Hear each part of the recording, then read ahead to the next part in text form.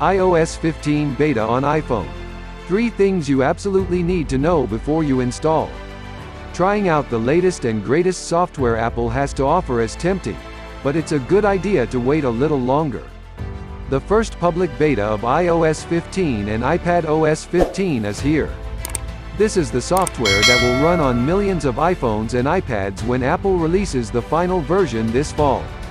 But you don't have to wait that long to sign up for the iOS 15 beta and install it. Yes, that will give you an early look at new features like live text, FaceTime on Android and new privacy features. But if you're on the fence, let me offer you some advice. Wait. Yes, the installation process only takes a few taps on your iPhone screen. And, yes, you can go back to iOS 14 at any time. But before you jump on the iOS 15 beta train, there are some important things to know, especially if you have only one iPhone or iPad. Here's what gives me pause. Bugs. Poor battery life. Potentially broken apps. You're going to experience one or more of those factors while the beta program runs its course. If you're determined to install iOS 15 on your primary Apple device, here's what you absolutely need to know. Some iOS 15 bugs will be too much to deal with. A beta is called that because it's not finished and there are bound to be issues. For example, the second beta of iOS 14.7 includes an issue that causes some iPhones to not recognize the SIM card inside the phone. Without a SIM card, your phone may as well be an iPod Touch. Bugs and issues just like that will surely crop up in iOS 15 and iPadOS 15.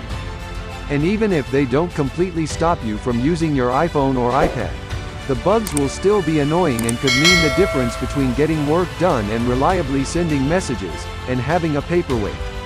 It's inevitable.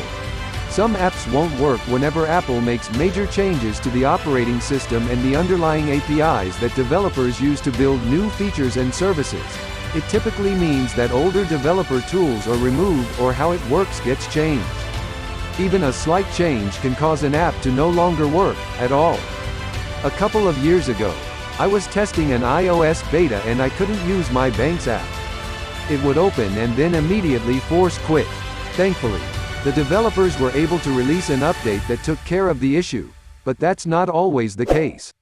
And just because during Beta 1 all of your apps work fine, that doesn't mean that Beta 3 won't break them. If there are apps you rely on daily, it's better to wait until closer to the official release before joining the beta.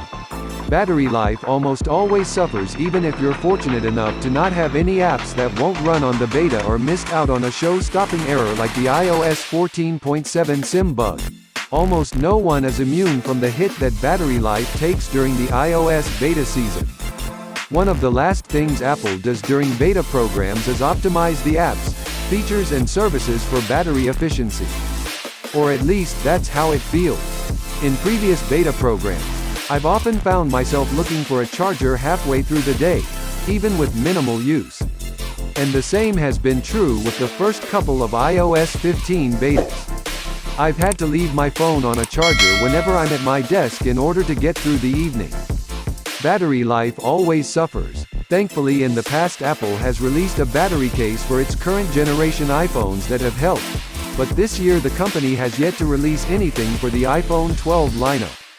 If you do install the iOS 15 beta, be ready to carry around a wall adapter and cable. You're going to need it. My advice? Wait until August, when we're typically about a month away from the official release of iOS 15 and iPadOS 15. By that time, the developer beta and the public beta will have been out for a couple of months and a lot of the bugs and issues will be resolved. And that's usually when you start to see battery life slowly improve. If you decide you're going to give iOS 15 a try, here's what you need to know about installing it. Joining the beta isn't a permanent decision. You can go back, but it'll take some work. Make sure to check out our WWDC Roundup for an easy way to find everything else Apple announced at WWDC 21. Thank you watching this video. You want to know like this tech news, please subscribe us.